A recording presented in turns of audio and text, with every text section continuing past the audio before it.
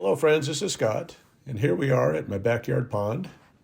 And as we see that pile of green there next to the pond, those are the onions experiment that failed last year. These were onions that I grabbed from a friend's yard that overwintered, and she had left the big mature bulbs in, and they had split into individual plants, and then I brought them to my house and I planted them, and all they did was go to seed. But here's some volunteers though that, again, for the second year, they overwintered. And we're going to see what these do, if these bulb up. So we're going to do a little experiment. But I'm bringing these to the spot of my last failure, which was the garlic, fall planted garlic that I didn't allow to sprout last year. I wanted to see if, having it not sprout and overwinter in the ground and then come up in the spring would be a better way to grow bigger garlic. And I just killed my whole crop pretty much. So that was a failed experiment. So we're going to take this bed, again, where failure is. It just gives new opportunities for room to put other plants. And I'm going to take the garlic failure and from this year, and I'm going to use the onion failure from last year, and we're going to see if I can make success out of this. And so, again, it's free space. I could be planting other vegetables in here. I could be putting, carrots and beets and things like that. But I thought, these are free plants. I needed to move them out from where they were at because I'm going to move that bench away from the pond and put it where the onions were last year. So there's a room to sit and not be right on top of the pond. So free plants, might as well use them and see what happens. So I'll do a little speed planting here. And I don't know if I have 100 plants here, but if these turn into bulbs this year, they may be really excellent onions. We'll see. So I'm going to continue that onion experiment in half of this bed or maybe 3/4 of the bed. Now, right next to this bed is my only water source. I don't have any sprinklers to this bed. I used to have some misters that I had ran from a sprinkler line, but they broke years ago. And so I just water by hand and then I mulch them in.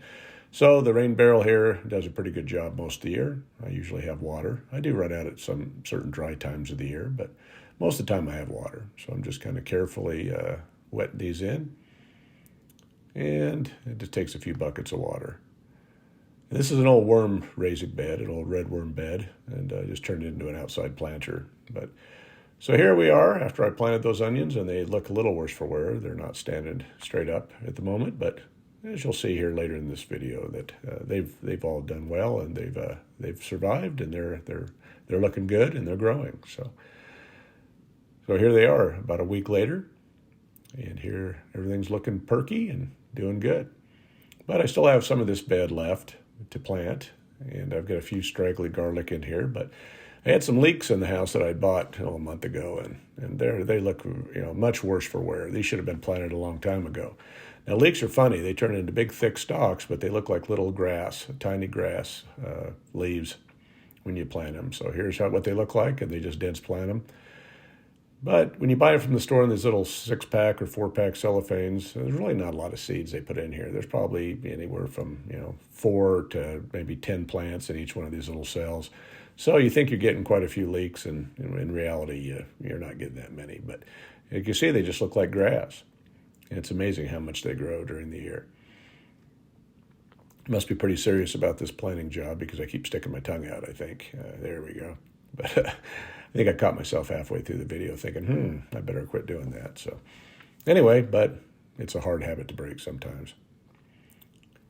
But these are not difficult. You just, again, this soil is very loose in this raised bed. There's no actual soil.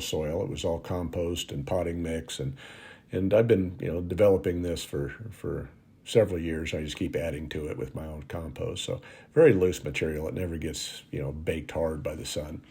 But I will mulch it in when it gets a little warmer. But right now I want these plants. There's a shot of the roots again. But I want to get these plants to start, get them all perky and upright, and then I will mulch them in with straw or more compost or something. We'll see. We'll see whatever I have left.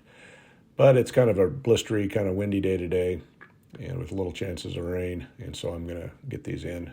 And again, they should have been planted weeks ago, but they'll survive.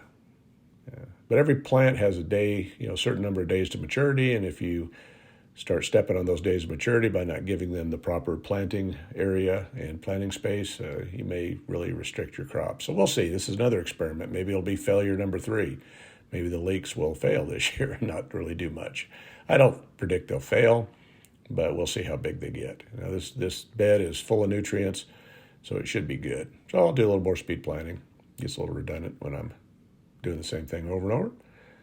But I don't know how many were in those two. I had 2 containers, 2 4-packs of leeks, and I think I probably have maybe 50 leeks in here. We'll see. But I water them all in, and they don't look too healthy at the moment. They're just kind of laying down there, and I'll stand one up for you to kind of give you a better look. But they'll perk up, and they'll grow nicely here. And this is a full sun bed generally.